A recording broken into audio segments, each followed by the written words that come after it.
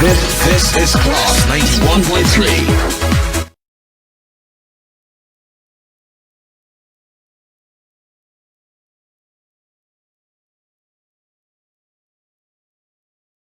Hour 7, Gabby Ofei Milito here with all the major sporting updates this morning on the Sports Bible. In the headlines, Ghana's Black Meteors secure first leg advantage in the U23 2023 AFCON qualifiers in Maputo.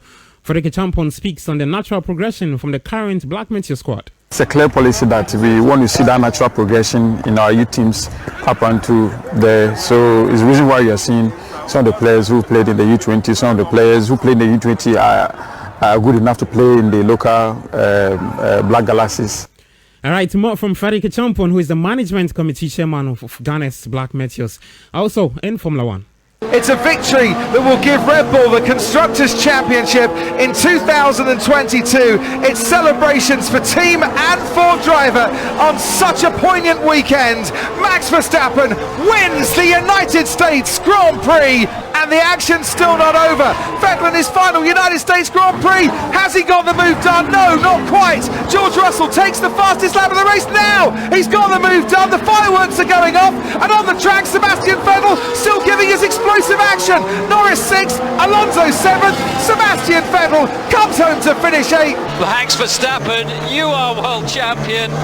We are world champions. Thank you so much, and thank you, Dietrich Mateschitz, for everything that you have done. No, this one was for Dietrich. And yeah, congrats guys, what an amazing season to win also the Constructors. You guys really deserve it. They all came to challenge, as they have done throughout this season, but it's Red Bull on top on the day that their drivers' world champion came and won in Texas and sealed their first Constructors' Championship since 2013. All right, so Red Bull's Max Verstappen fought back to pass Lewis Hamilton and win a dramatic United States Grand Prix, equaling the record for victories in a season. All these plus updates in the English Premier League. But now, Ghana's President Nana Akufo-Addo has assured the Black Stars of adequate preparations ahead of the country's participation at the 2022 FIFA World Cup in Qatar. Now, the Black Stars return to the world's biggest football tournament for the fourth time in the country's history after missing out on the last edition in Russia. Well, speaking at the Jubilee House during the jersey presentation from the leadership of the Ghana Football Association, President Nana Akufo-Addo says government will play its part in ensuring the national team remain competitive in Qatar. And the rest of us, we do our best to support them in everything that we can. The minister has been here to speak to me about the financial and other responsibilities that we have. We're going to do our best to make sure that the players are put in the best possible position to go ahead to carry the flag down. Qatar's an unusual choice. No World Cup has ever been played in that part of the world before. It's the first. It's a breakthrough for them. And my understanding is that they have gone out of their way to put up a really good, tournament. Facilities and everything here, first class. So we should have no grounds for complaint. The important thing is that all of us, the nation, that we give maximum support to our people, our young people, to go and give up their best. If they are able to give up their best, they'll go far, because Ghanaian football is amongst the best in the world. All right, so that's Ghana's President Nana Akufo-Addo speaking there. Well, GFA President Keto Kreku also outlined plans for the national team ahead of the Mundial commencing on November 20. Your Black Stars will start the journey with a short trip to a training camp in Abu Dhabi on the 10th of November. We expect the last batch of the playing body and technical team to arrive by the 14th, which is a deadline given to all clubs in the world to release the players. 10th November. On the 17th, we'll play an international friendly against Switzerland in Abu Dhabi. And then on the 18th, we will depart finally to the tournament country or city, Doha. So, President, our opening game of the tournament on the 18th. Our first game of the World Cup will be against Portugal on the 24th of November. Mr. President, with your support, I believe that the team will be ready, and we are ready to make our nation great and strong. We hope that we'll go all the way because we have quality intangible assets We have a quality technical team, and I believe that with all the logistical support that you have provided up to date, Ghana will go in there and make our nation proud. All right, so Ghana will make our nation proud. That's GFA President Keto Kirk who's speaking there. Well, elsewhere in Maputo, Daniel Efriye Banya's brace handed the Black Meteors a 2-1 win against Mozambique in the first leg of the U23 2023 AFCON second round of qualifiers at the Estadio Nacional do Zimpeto. Hatterfolk striker scored his first goal from 64th minute penalty and increased his tally with another in the 76th minute. Ghana will now host the return leg on Sunday, October 30, 2022 at the Barbara Sports Stadium in Kumasi. Frederick Champon is the U23 Management Committee chairman. He's been speaking on the natural progression in the current squad. It's a clear policy that we want to see that natural progression in our youth teams happen to there. So it's the reason why you're seeing some of the players who played in the U20, some of the players who played in the U20 are good enough to play in the local Black Galaxies. And they're also eligible. Danland, for instance, this is his second time he's playing in this particular team because he was part of the squad that played in Egypt in 2019. He was very, very young at that time. So he must gathered a lot of experience in terms of participating in this competition or playing the qualifiers for this competition. So on that basis, I think that we have a very, very good squad. All right, so that's Ghana's U23 Management Committee chairman, the Black Meteors, of course. Frederick Champon speaking there. Well, a win for the Black Meteors in the return leg will take Ghana into the final rounds of qualifiers where they'll face either Ethiopia or Algeria in the next stage of that qualification series. Well, to some more local stories, because it's the third episode of the case involving the Ghana Football Association and Ashanti Gold Sporting Club at the Accra High Human Rights Court later today. Well, the court granted Ashanti Gold's earlier petition to file a supplementary affidavit supporting their motion for an injunction on the Bet Power Premier League. Both parties will now return to court later today for that hearing to decide whether the Premier League will bounce back or the worst to happen. Well, so that's in regards to that. We'll keep you updated with that story. In women's football, match day 3 results, both zones, Northern Zone and the Southern Zone. Here's Precious Azuma with updates from the various centers over the weekend. In the Northern Zone, Ampemda Akwa Ladies beat Dreams Ladies by 3-0. Ashtown Ladies beat Candy Soccer by 4-1. Pelpia Ladies beat Fabulous Ladies by 3-2. Supreme Ladies played out a 2-2 draw with Northern Ladies. Now in the Southern Zone, Azagas Ladies beat Police FC by 4-0. Lady Strikers lost to Berry Ladies by 2-0. Fake Ladies beat Army Ladies by 3-1. Red City played out a 3-3 draw with Thunder Queens, and Soccer Intellectuals also played out a 1-1 draw with the Siam Socceroos. All right, so that's Precious Azuma with updates from the Women's Premier League. The Malta Guinness 2022-2023 Women's Premier League there. Well, in Europe, Arsenal missed the chance to restore a 4-point lead at the top of the Premier League table as Southampton came from behind to draw 1-1 at St. Mary's. Arsenal striker Gabriel Jesus is disappointed with the result and called for improvement from his side. I think we can increase the level again, everyone as a team and as an individual, we have to concentrate more, focus more, be more aggressivity with the ball, without the ball, our structure. So yeah, I think we go home today a little bit upset because, the way we play, we could score more goals and then win the game. All right, so that's Arsenal striker Gabriel Jesus speaking there. Well, let's start off the bottom of the Premier League and out of the relegation zone after trashing Wolves 4-0 at the Molineux. Yuri Tillemans stunning strike put the Foxes ahead early with having Barnes adding a second soon after Brendan Rodgers' side were on their way to their first away win of the Premier League season. Time now to hear from Leicester City midfielder James Maddison. Yep, really nice to get an away win. Feels like it's been a lifetime, to be fair. But and the way we did it was brilliant. We were outstanding from start to finish. First half was obviously a very fast-paced, felt like quite open game, but I think we got to grips with our pressing and our structure, and I think even though Wardy had a few chances, a few saves to make, I felt like we were in control even when they had possession because our shape was good and we pressed the game well and we scored 4 brilliant goals, so in a way we'll take a lot of confidence from.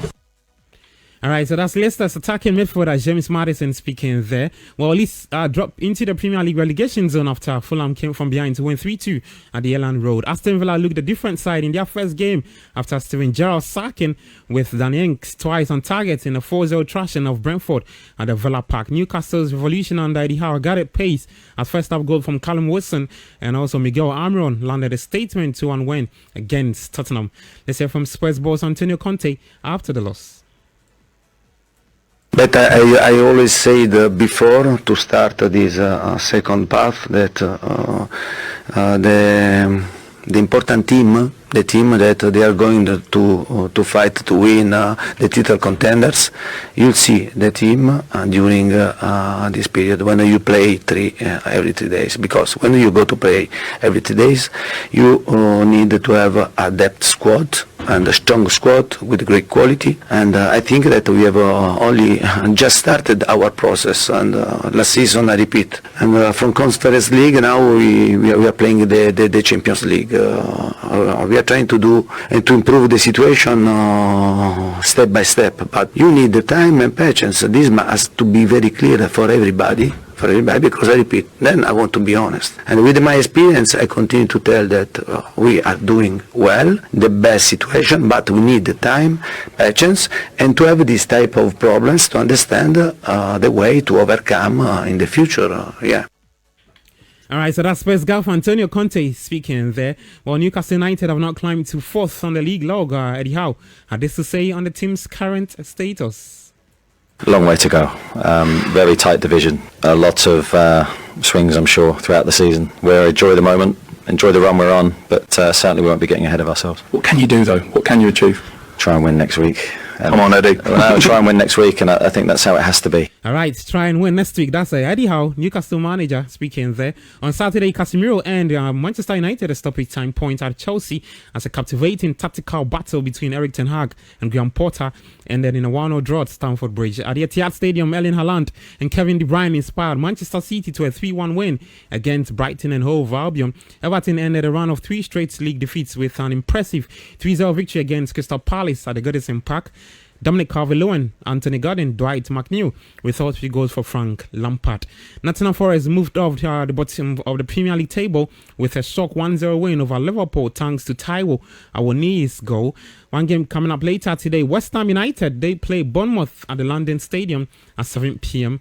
Tonight. In Spain, defending champions Madrid showed again why they are dominant in the La Liga as 2 goals ended a resistance of visitors Sevilla. Luka Modric, Lucas Vazquez and Federico Valverde doing a job for Carlo Ancelotti's side. Barcelona follow suit with a 4-0 win over Athletic Bilbao to stay 3 points behind leaders Madrid. Robert Lewandowski secured a 12 goal in 11 La Liga games with Ousmane Dembele and Ferran Torres, and also Sergi Roberto getting on the score sheet for Barca. In the Serie A, Victor Osimhen scored a wonderful goal as Serie A leaders. Napoli beat Roma to make it 11 consecutive wins in our competitions. Luciano Spalletti's side are now 3 points above AC Milan at the top of the table. Well, Milan also ran out 4-1 victors in their first ever home clash with newcomers Monza, seeing the Rossoneri securing a 4th straight win in the Serie A. Henrik Mkhitaryan struck a 95th minute winner as Inter Milan also recovered from twice squandering the lead to beat Fiorentina 4-3 in the Italian Serie A. Well, in Germany, Borussia Dortmund cruised to a comfortable 5-0 victory over Stuttgart to extend the unbeaten home run to 6 games in our competitions. Bayern Munich also picked up their first away win in 4 matches as they defeated TSG Hoffenheim 2-0 in the German league. Now to some NBA now, because Steph Curry scored 28 of his 33 points during an 89-point first half, helping Golden State Warriors beat former top assistant Mike Brown and Sacramento Kings 130-125. Donovan Mitchell also scored 37 points in his home debut and atoned for some critical mistakes in the final minute of regulation time with 2 big plays in overtime, leading Cleveland over Washington there. Well, Devin Booker scored 35 points. Chris Paul became a 3rd player in NBA history to reach 11,000 assists as Phoenix Suns also beat Los Angeles Clippers 112-95. Damian Lillard also scored 41 points. Jeremy Grant made it a driving layup with 3 seconds left, and the beaten Portland Trail Blazers kept the Los Angeles Lakers winless under new coach Darvin Ham with a 106-104 victory. Greek star Giannis Antetokounmpo scored 44 points as the Milwaukee Bucks claimed a dominant 105 win over the Houston Rockets in the first of 6 consecutive NBA home games. In Formula 1, world champion Max Verstappen denied Lewis Hamilton his first win of the season with a late race and clinching overtaking a Chile United States Grand Prix as the driver's world champion helped clinch the constructors title for Red Bull. Let's hear from Max Verstappen after the win. Yeah, it's been a tough weekend for us, and that's why we really wanted to do well today. And of course it was all looking great up until that pit stop, and then we had to work for it a little bit harder than we would have liked, but luckily everything worked out, and we got back into the lead with a few laps to go. It was, like I said before, tough weekend for us, and this is like, I think, a typical race Dietrich would have loved to see. We just pushed till the end.